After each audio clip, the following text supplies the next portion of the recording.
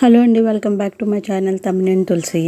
And ఈరోజు నేను చేయబోయే రెసిపీ చుక్కకూర పప్పు అండి. దానికి కావాల్సినవి కందిపప్పు, చుక్కకూర అండ్ ఉల్లిపాయలు, పచ్చిమిరపకాయలు, టమాటా, కరివేపాకు. అండ్ ఆల్రెడీ నేను కడిగి పెట్టుకున్నానండి కందిపప్పు కుక్కర్లో వేసుకుంటున్నాను. నెక్స్ట్ ఉల్లిపాయలు, పచ్చిమిరపకాయలు, కరివేపాకు అండ్ నేను కడిగి పెట్టుకున్న ఆల్రెడీ చుక్కకూర కూడాను అందులో వేసుకుంటున్నాను. అండ్ ఇప్పటి వరకు ఎవరైతే సబ్స్క్రైబ్ చేసుకున్నారో వాళ్ళకందరికీ చాలా థ్యాంక్స్ అండి. ఎవరైనా చేసుకోకపోతే వాళ్ళు కూడా సబ్స్క్రైబ్ చేసుకోండి.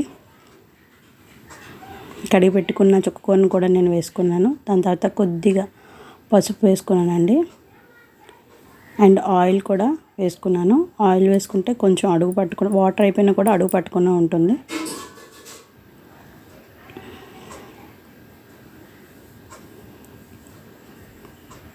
అండ్ దీంతో 2 గ్లాస్ కందిపప్పు తీసుకున్నానండి. సో అందుకు నేను 4 గ్లాస్ ఆఫ్ వాటర్ వేస్తున్నాను.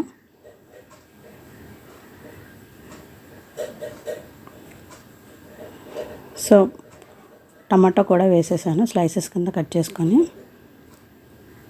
అండ్ కుక్కర్ కూడా పెట్టేశాను.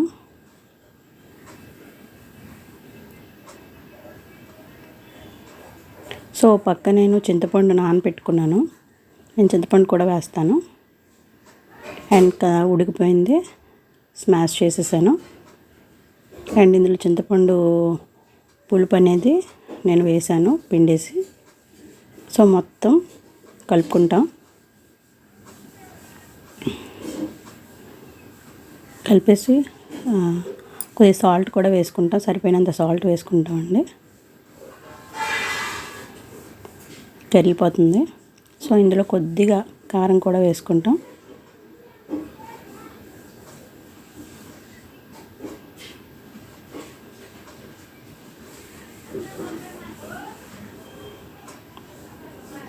సో తాలింపు కోసం వెల్లుల్లిపాయ, ఎండుమిరపకాయ, కొంచెం జీలకర్ర, ఆవాలు, శనగపప్పు, మినపప్పు, కరివేపాకు వేసుకున్నామండి. ఆయిల్ వేసుకొని తాలింపు కోసం ఆయిల్ వేసుకుంటాం. వేసుకొని తాలింపు సామాన్లన్నీ కూడాను అందులో వేసుకుంటాం కాగుతున్న ఆయిల్లో.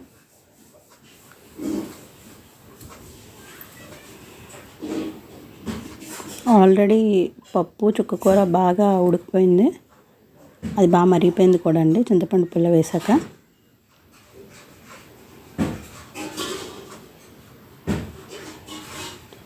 సో అది కూడా వేసేసుకుంటాం తాలింపులో.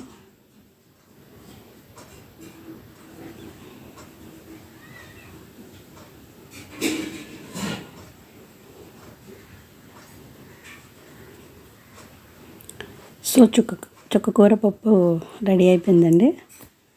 మీరు ట్రై చేయండి, చాలా చాలా బాగుంటుంది. ఇప్పటివరకు లైక్ చేసినందుకు, షేర్ చేసినందుకు, సబ్స్క్రైబ్ చేసినందుకు చాలా